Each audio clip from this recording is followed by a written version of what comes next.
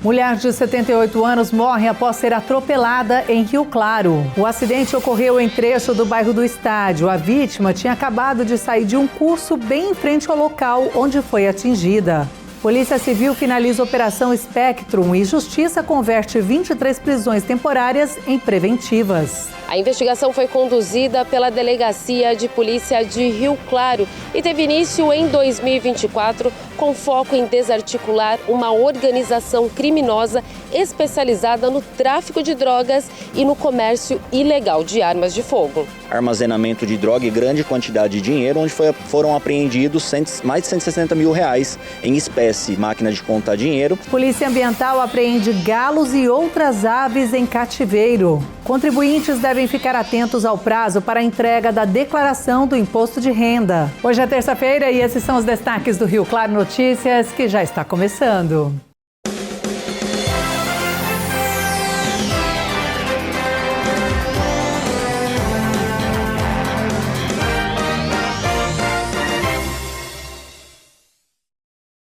Olá, boa noite. Nós começamos falando de mais uma tragédia no trânsito. Uma mulher de 78 anos acabou morrendo na tarde de ontem após ser atropelada na cidade de Rio Claro. O acidente ocorreu em um trecho da Rua 15 com a Avenida 23 e 25 no bairro do Estádio, envolvendo uma moto e uma pedestre. Marlene Aparecida Antônio Cútulo, de 78 anos, acabou sendo atropelada.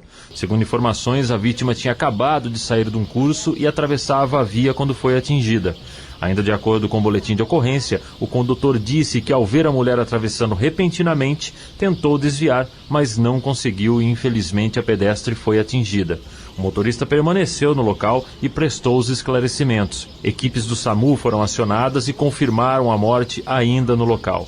A Polícia Militar também compareceu para os procedimentos, além da equipe da perícia, que realizou os trabalhos necessários e apurar como se deu o acidente. É muito triste mesmo esta cena e como você viu aí, a Polícia Civil agora vai investigar para saber o que realmente aconteceu ali neste momento que ocasionou a morte desta mulher. Bom, e sobre segurança, a Polícia Civil do Estado de São Paulo concluiu a Operação Spectrum para desarticular uma organização criminosa especializada no tráfico de drogas e comércio ilegal de armas de fogo. Como resultado da investigação, 23 indivíduos tiveram suas prisões temporárias convertidas em preventivas pela Justiça. A Thaís Nascimento conversou com um dos delegados responsáveis pelos trabalhos em Rio Claro e esclarece aí como foi todo esse trabalho. Vamos ver. A investigação foi conduzida pela Delegacia de Polícia de Rio Claro e teve início em 2024. Eu vou conversar com o doutor Danilo Broeto, que é delegado do 2º e 3º Distrito, e vai fazer um levantamento sobre a Operação Spectrum. Doutor, fala um pouco para a gente, a respeito dessa operação que teve início lá em 2024 e chega ao fim agora em março de 2025. Isso, a operação ela teve início em 2024, foi uma investigação complexa, ela foi dividida em 2 etapas, Inicialmente teve uma cautelar com pedido de busca domiciliar para verificar uma informação a respeito de armazenamento de droga e grande quantidade de dinheiro, onde foram apreendidos mais de 160 mil reais em espécie, máquina de contar dinheiro, e a partir dessa primeira etapa desenvolveu-se a segunda etapa, com análise de dados ou inúmeras técnicas de investigação, e aí conseguimos dar início e deflagrar essa operação na segunda etapa, que resultou na decretação da prisão temporária de 23 investigados e expedição de 38 mandados de buscas domiciliar. Quais os resultados dessa Operação Spectrum? A operação foi muito positiva. Nós conseguimos apreender mais de 30 mil reais em espécie, conseguimos efetuar a prisão de mais de 15 pessoas e 6 delas hoje encontram-se foragidas. E além disso a gente aprendeu muito material, aprendeu armas de fogo, centenas de munições, bastante quantidade de entorpecentes também, além de materiais que são utilizados também, que é objeto dessa investigação, que são os Eppendorfs, a cafeína, a tetracaína, que são materiais aí utilizados no refino da cocaína. E foi uma operação com foco no combate à criminalidade e ao tráfico de drogas aqui na cidade de Rio Claro. Sim, uma estrutura muito bem organizada, que fornece, se não for o maior, um dos maiores fornecedores aí, de material de entorpecentes e insumos para a cidade de Rio Claro e até região. A gente conseguiu identificar aí dentro da investigação conexões aí com outras cidades. No estado de Minas Gerais, cidade de Ribeirão Preto e também de Carapicuíba. E, doutor, a partir de agora, quais são os próximos passos, né? Mesmo com a operação chegando ao fim, quais são os próximos passos da polícia para continuar nesse combate à criminalidade? A investigação foi concluída, foi emitido o relatório final, representando pela prisão preventiva de todos os investigados, os 23. O Ministério Público manifestou favoravelmente e o Poder Judiciário acatou, convertendo essas prisões em prisões preventivas. Então, esses 23 indivíduos estão com as prisões preventivas decretadas, 6 deles encontram-se foragidos.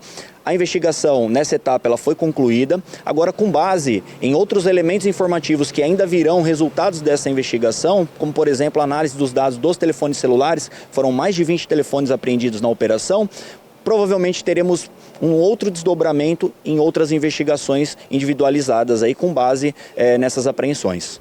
Perfeito, doutor. Muito obrigada pelas informações. Thaís Nascimento, de Rio Claro. E a Polícia Militar Ambiental registrou ontem em Rio Claro uma ocorrência de maus tratos a animal doméstico e fez a apreensão de galos, além de outras aves. A equipe localizou uma ave em gaiola, verificando se tratar de ave silvestre. Em seguida, constatou do lado de dentro de um barraco 10 galos em compartimento de gaiolas, alguns sem alimentação e água e em local sem ventilação e luminosidade, além da alta temperatura constatada. Foram localizadas mais 2 aves silvestres e o proprietário alegou ter mais aves em sua residência. No local, então, foram localizadas 8 aves silvestres mantidas em cativeiro e um simulacro de arma de fogo. A ocorrência foi apresentada no plantão policial e elaborado um termo circunstanciado. O proprietário foi autuado em R$42 mil, foi ouvido e depois liberado. E a equipe do Canil da Guarda Civil apreendeu drogas escondidas em vagões na antiga estação ferroviária. Os guardas realizavam o patrulhamento a pé naquela área com o auxílio do cão de faro Black e encontraram uma quantia de entorpecentes em uma sacola plástica escondida em um dos vagões e no total foram encontrados 167 pinos contendo cocaína, 461 pedras de crack, além de R$ 78 em dinheiro. A equipe também efetuou buscas nas imediações na tentativa de localizar alguma pessoa responsável pelas drogas, porém ninguém foi localizado. As drogas e o dinheiro foram apresentados no plantão policial, onde a autoridade registrou o boletim de ocorrência de localização e apreensão de entorpecentes.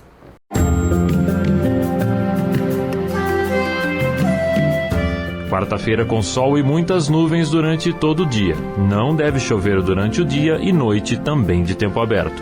Em Rio Claro, mínima de 19, máxima de 26 graus. Em Analândia, mínima de 18, máxima de 27. Já em Peúna, as temperaturas oscilam entre 19 e 25 graus. E a seguir, a gente traz as vagas de emprego em Rio Claro e ainda contribuintes devem ficar atentos ao prazo para a entrega de declaração do imposto de renda.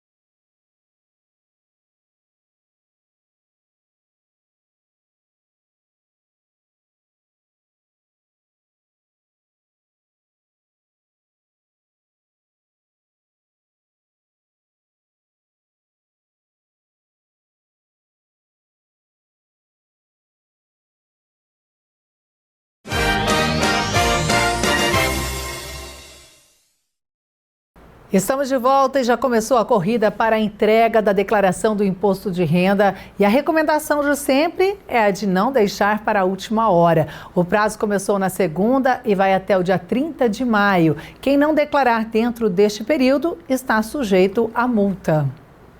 Os contribuintes devem ficar atentos às mudanças das declarações do imposto de renda deste ano. É obrigado a declarar quem recebeu rendimentos tributáveis até R$ 33 mil.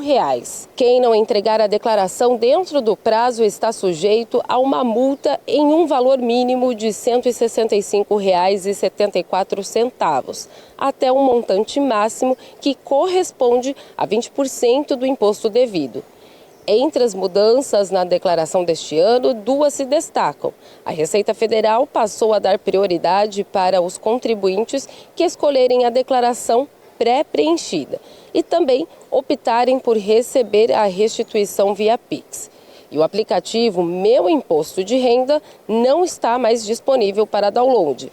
Agora, os contribuintes que preferirem fazer a declaração por dispositivos móveis precisarão baixar o aplicativo da Receita Federal. O prazo ocorre até o dia 30 de maio e quem envia a declaração mais cedo recebe a restituição primeiro.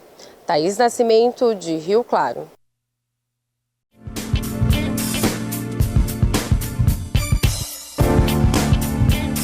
Vagas de emprego hoje em Rio Claro para auxiliar de produção, ajudante geral, pintor, gerente administrativo, auxiliar de manutenção, eletricista, auxiliar de escritório, caldeireiro, jardineiro e promotor de vendas.